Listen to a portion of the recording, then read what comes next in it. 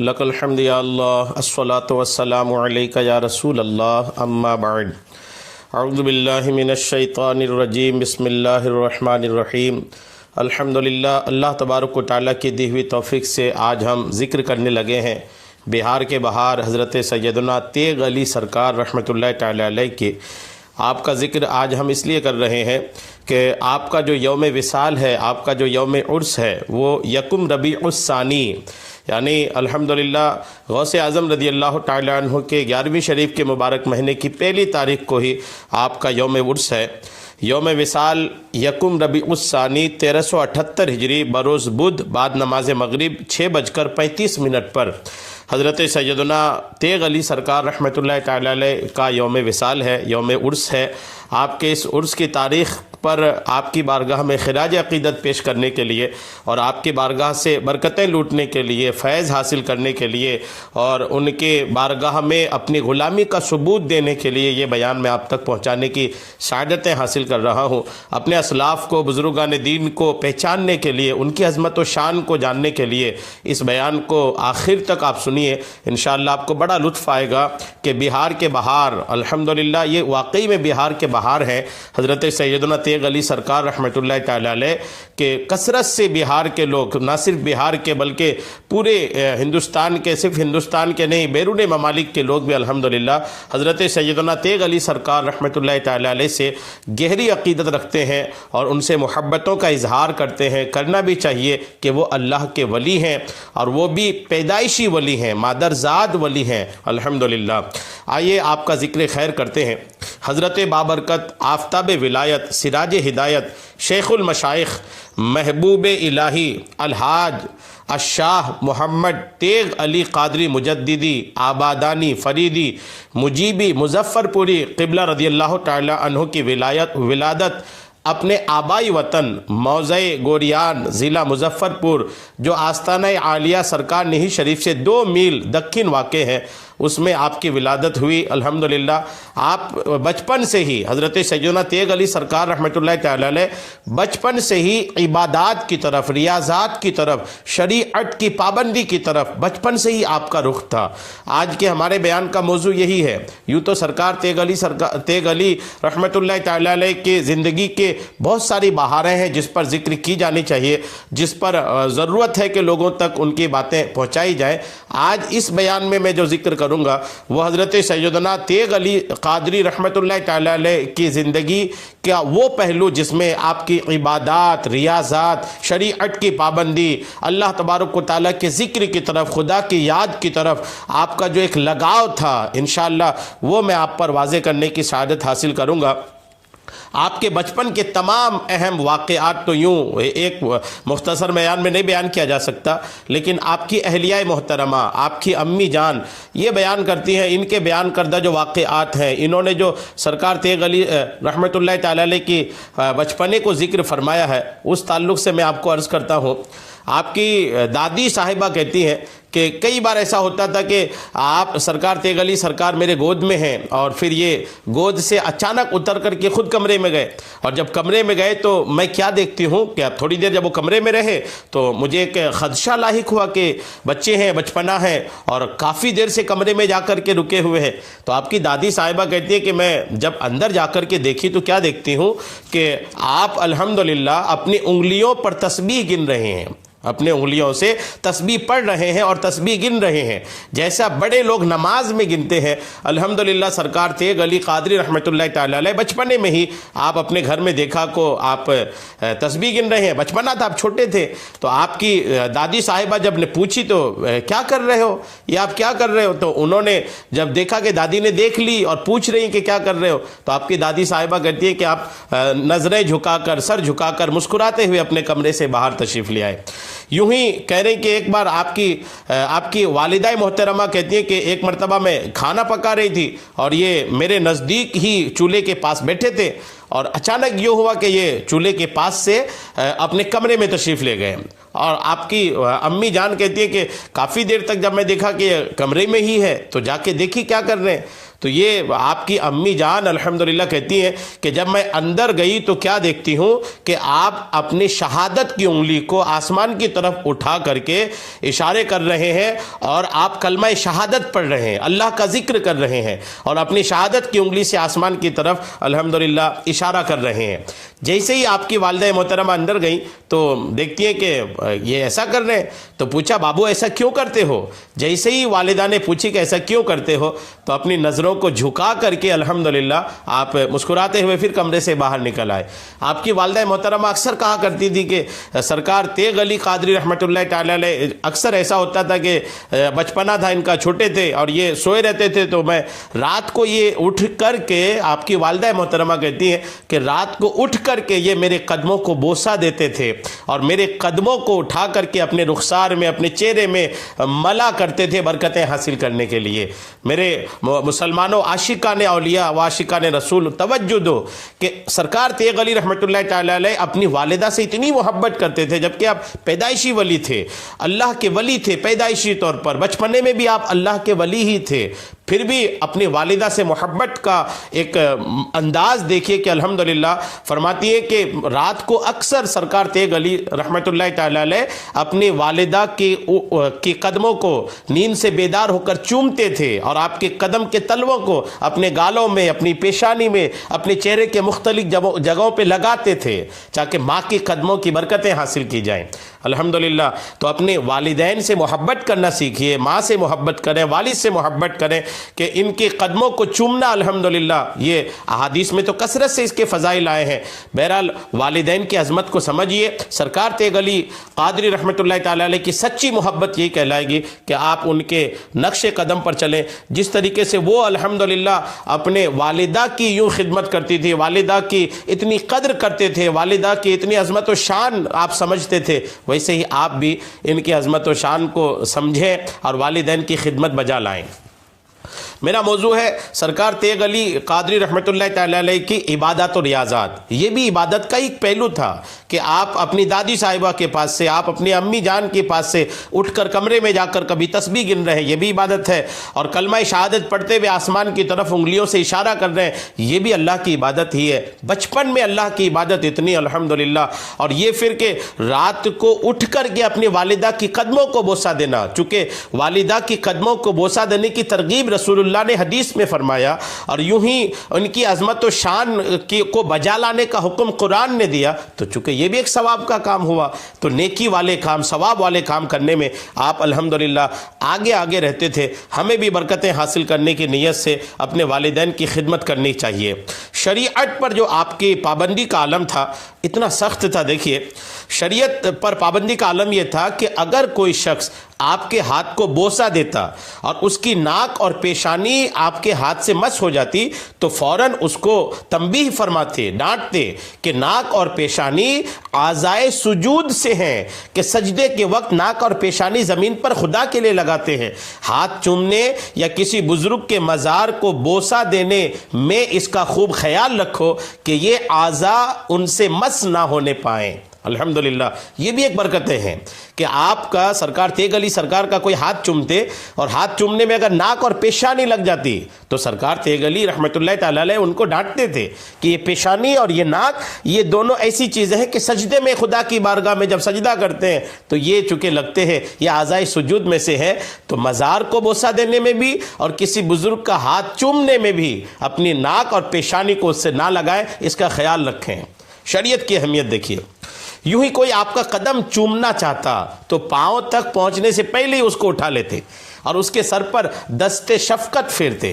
ننگے سر کھاتے پیتے یا قضائے حاجت کے لیے جاتے ہوئے آپ کو کبھی کسی نے نہیں دیکھا، کبھی ننگے سر نہیں کھایا پیا۔ قضائے حاجت یعنی بیت الخلا کبھی بھی آپ نے ننگے سر نہیں گئے۔ ایک بار دامودر پور مدرسہ میں ایک طالب علم جو دورہ حدیث میں تھے، ننگے سر کھانا کھا رہے تھے۔ کسی نے منع کیا تو انہوں نے کہا کھانے پینے میں سر پر ٹوپی یا رومال رکھنا فرض واجب تو نہیں ہے۔ جب یہ بات سرکار تیغ علی رحمۃ اللہ تعالی علیہ کو معلوم ہوئی تو سخت برہم ہوئے، ناراض ہوئے اور فرمایا کہ سنی مسلمان کو تو سرور کائنات صلی اللہ تعالی علیہ وسلم کی ہر ادا اور ہر سنت جان سے پیاری ہوتی ہے، خواہ وہ سنت غیر موقدہ ہو اور مستحب ہی کیوں نہ ہو۔ الحمدللہ سنت سے محبت ہے، ادائے مصطفیٰ سے محبت ہے۔ یہ نہ دیکھے کہ ادائے مصطفیٰ موقد ہے کہ غیر موقد ہے، نہیں، آپ کی ایک سوچ تھی کہ بس سنت مصطفیٰ کو دیکھو، ادائے مصطفیٰ کو دیکھو اور کر لو،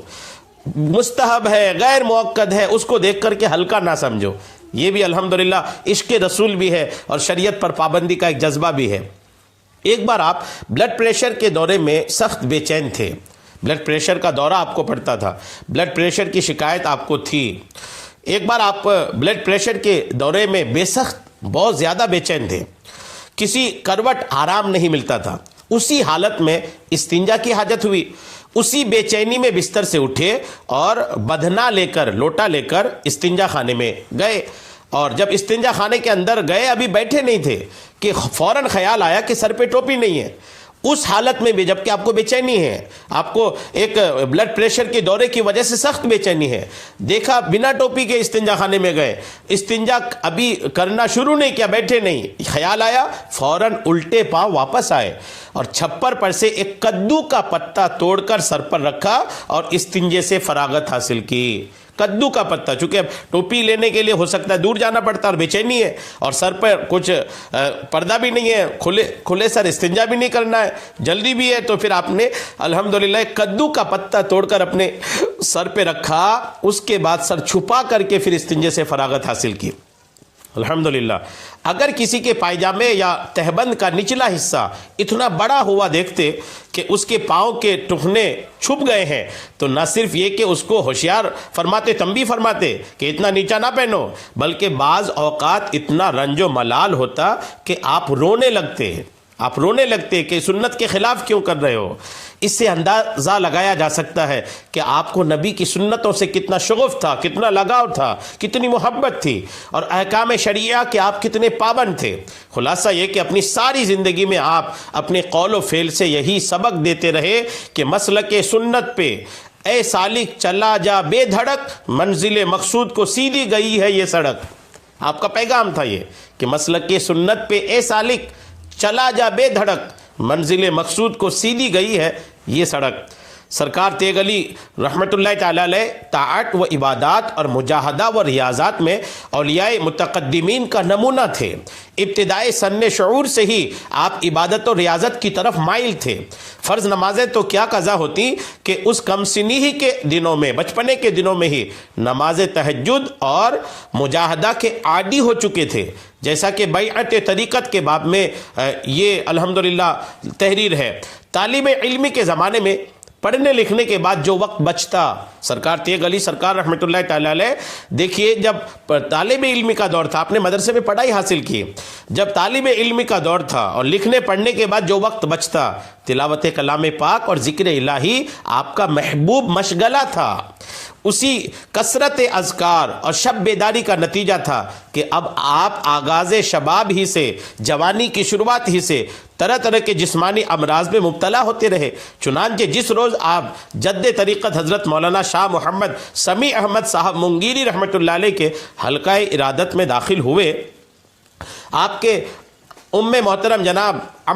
جناب اکبر علی صاحب مرحوم نے موصوف سے عرض کیا کہ حضور سرکار تیغ علی سرکار اکثر بیمار رہا کرتے ہیں، ان کی صحت کے لیے دعا فرمائیں۔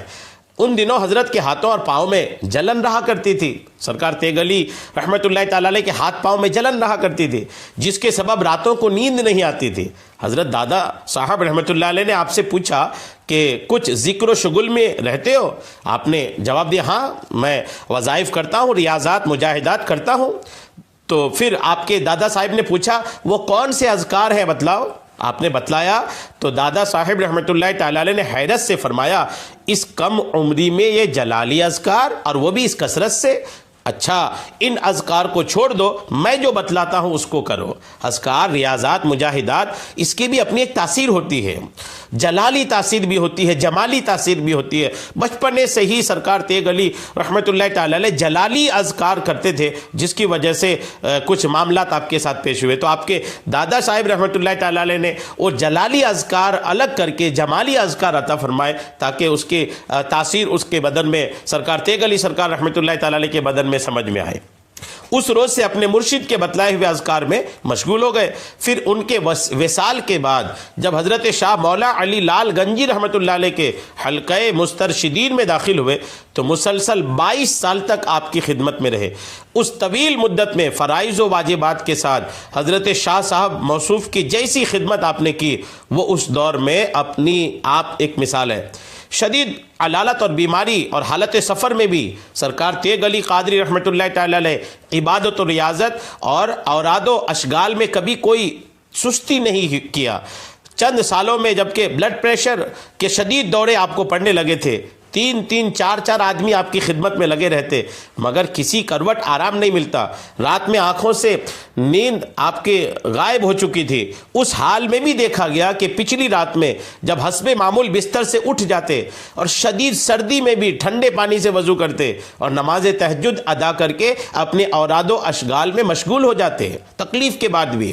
نماز نہایت خشوع و خضوع کے ساتھ ادا فرماتے، اور اوراد و اذکار میں وہ سوز و گزاز ہوتا کہ سننے والے بکیف ہو جاتے۔ اذکار قلبی میں، دلی ذکر میں، ذکر قلبی میں جس دم آپ کو بہت ملکہ تھا، ایک حبس میں 20,000 1200 نفی اس بات ادا فرماتے۔ جاڑے کی شدت میں بھی مثل جیٹھ بیساکھ کی گرمی کے تمام جسم اور کپڑے پسینے سے تر ہو جاتے۔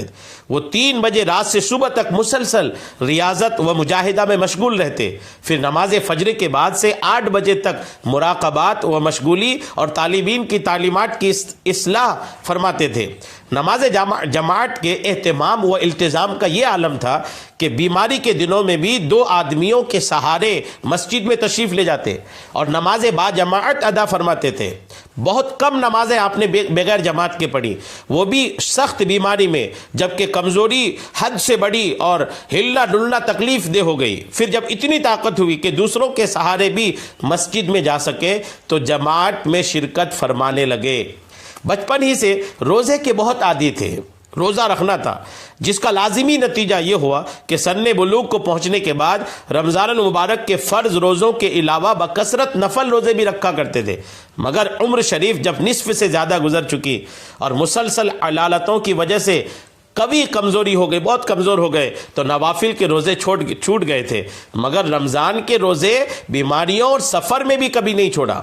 ادھر وصال شریف کے چند سال پہلے سے جبکہ بیماری نے شدت پکڑا اور کمزوری حد سے زیادہ بڑھ گئی، نیز آپ کی عمر شریف 80 کے قریب پہنچ گئی اور روزے رکھنے کی آپ میں تاب و توانائی باقی نہ رہی، تو ڈاکٹروں سے مشورے سے مجبوراً فرض روزے بھی چھوڑ دینے پڑے تھے، مگر ان روزوں کے فدیہ دینے میں کبھی کوتاہی نہ ہوئی۔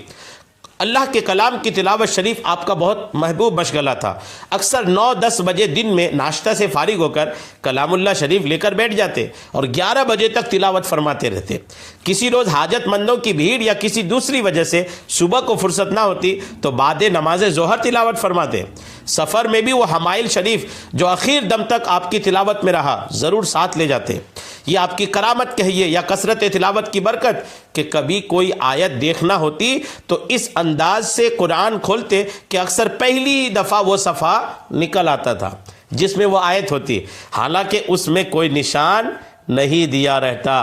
عبادات میں درود شریف آپ کا بہت پیارا مشغلہ تھا، درود شریف آپ بہت پڑھتے تھے کہ جب دیکھیے لبوں کو جنبش ہے اور سرور کونین علیہ الصلاۃ والتسلیم کی بارگاہ مقدس میں صلاۃ و سلام کا ہدیہ پیش ہو رہا ہے۔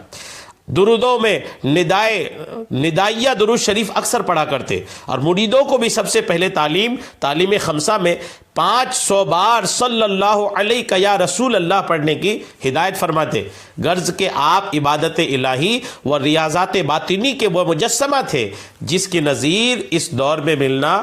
بہت مشکل ہے۔ بسیار خوبہ دید اما تو چیزیں دیگری، الحمدللہ یہ عظمت و شان ہے اور یہ عادتیں ہیں سرکار تیغ علی قادری رحمۃ اللہ تعالیٰ علیہ جو بہار کے باہر ہے، ان کی یہ برکتیں ہیں۔ اتنی عبادتیں آپ کیا کرتے تھے، ریاضات کیا کرتے تھے، مجاہدات کیا کرتے تھے، قرآن کی تلاوت کیا کرتے تھے، تہجد، باجماعت نماز، روزے کی کثرت، یہ آپ کی زندگی کی الحمدللہ ایک اٹوٹ حصہ تھا۔ اگر ہم بھی سرکار تیغ علی قادری رحمۃ اللہ تعالیٰ علیہ سے سچی پکی محبت کرتے ہیں تو ہمیں بھی چاہیے کہ ان کی طرح خدا کی عبادات میں ہم بھی مشغول ہو جائیں، تاکہ ان کی ذات کی برکتیں ہم کو موصول ہونے لگیں، ملنے لگیں۔ اللہ تبارک و تعالیٰ سرکار تیغ علی قادری رحمت اللہ تعالیٰ علیہ کی برکتوں سے ہم سب کو مالا مال فرمائے، آمین بجاہ النبی الامین صلی اللہ تعالیٰ علیہ وسلم۔